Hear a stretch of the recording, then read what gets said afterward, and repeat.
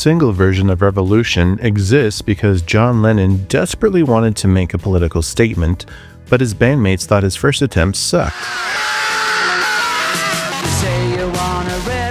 In early 1968, John watched the world burn from the student riots in Paris to anti-Vietnam protests in London, and he felt compelled to respond.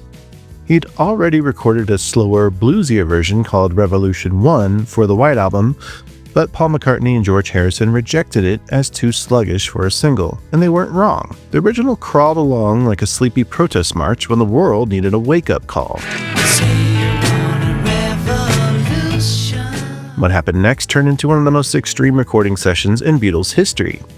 On July 10, 1968, Lennon and Harrison plugged their guitars directly into Abbey Road's mixing console, completely bypassing amplifiers. This was not only unconventional, but it was also forbidden. Their engineer, Jeff Emmerich, literally overloaded 2 microphone preamps in sequence to create the most distorted sound any Beatles song had ever featured. The studio's tube-powered mixer could have overheated and exploded from the abuse. Emmerich admitted later on that he would have fired himself if he had been the studio manager watching this equipment destruction. The recording session itself was equally chaotic for the slower Revolution 1. Lennon had sung his vocals while lying flat on the studio floor because he thought it would sound different during the faster version's recording. The band left in deliberate mistakes, Lennon's screaming introduction, his manual double-tracking of certain words, and random studio chatter. None of these were accidents, but calculated choices to make the song sound raw and spontaneous.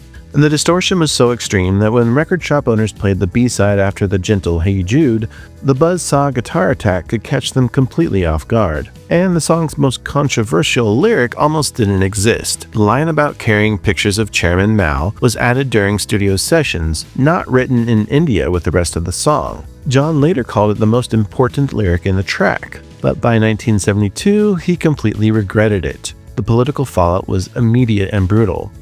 The left had branded the Beatles as sellouts, while the right suspected they were secret communists. Adding insult to injury, just 2 months after the song's release, Lennon and Ono were arrested on drug charges by a corrupt Scotland Yard detective who was later convicted of planting evidence. And despite all the controversy and chaos, Revolution became the B-side to one of the biggest singles in Beatles history, because Hey Jude spent 9 weeks at number 1. While some charts counted both sides separately, putting Revolution at number 2. The irony wasn't lost on anyone. A song about rejecting violent revolution ended up being one of the most sonically violent recordings the Beatles ever made.